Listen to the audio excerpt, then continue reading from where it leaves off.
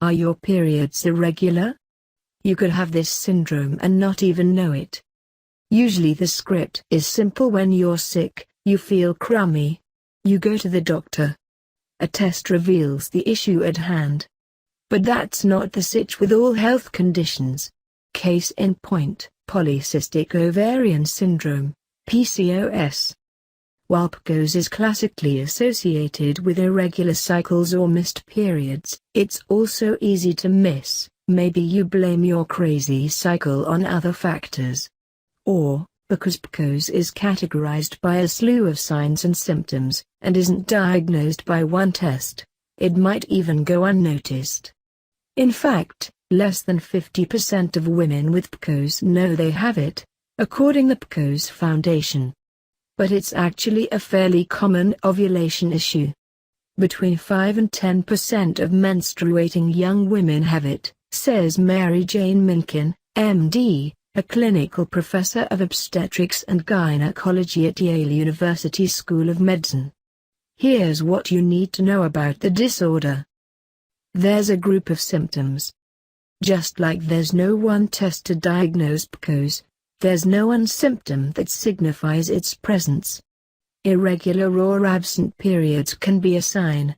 Acne, excessive hair, aka hirsutism, which is when you develop hair in so-called male pattern areas, infertility, and weight gain are also all linked with PCOS, says Momtomomic, MD, an assistant professor of obstetrics, gynecology, and reproductive science at the Icahn School of Medicine at Mount Sinai.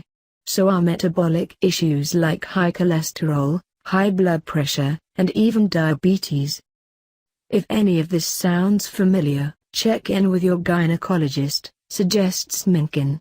Many times, docs will order blood tests to look for wonky levels of sex hormones, like too much testosterone, she says. Your ovaries and adrenal glands make testosterone normally, but if you have PCOS, you make increased amounts. You might also have abnormal glucose levels, she says. But cysts aren't everything. Despite its name, not all women with PCOS have cysts on their ovaries, says Momic. If you do have cysts, they're often described as a string of pearls, and if they burst, it can be super painful. The cysts are sometimes a result of the woman's eggs not being released over time, and can be ID'd through an ultrasound. It's a weighty matter. PCOS may be genetic, says Momic. Some research suggests if your mom has it, there's a 50% chance you could, too. But the condition is also associated with being overweight, says Minkin. One of the conundrums is whether or not you develop PCOS and then gain weight or gain weight and then develop PCOS, she says. Probably, both can happen. If you do have PCOS and are overweight, a weight loss plan, good nutrition and an exercise program, is vital, says Minkin. Weight loss really helps to normalize the abnormalities, she says. Treatment options vary. Here's the good news. In general, the treatment is quite straightforward, says Minkin. Beyond addressing any underlying conditions like blood sugar abnormalities or diabetes, your course of action generally depends on where you are in life. If you're not trying to get pregnant, the easiest remedy is usually the pill. Oral contraception takes control of your ovaries, forcing them to stop making excess testosterone and controls your periods, says Minkin. See a baby in the near future? While PCOS can be linked with trouble conceiving, it doesn't mean you'll never be able to get knocked up, says Momic.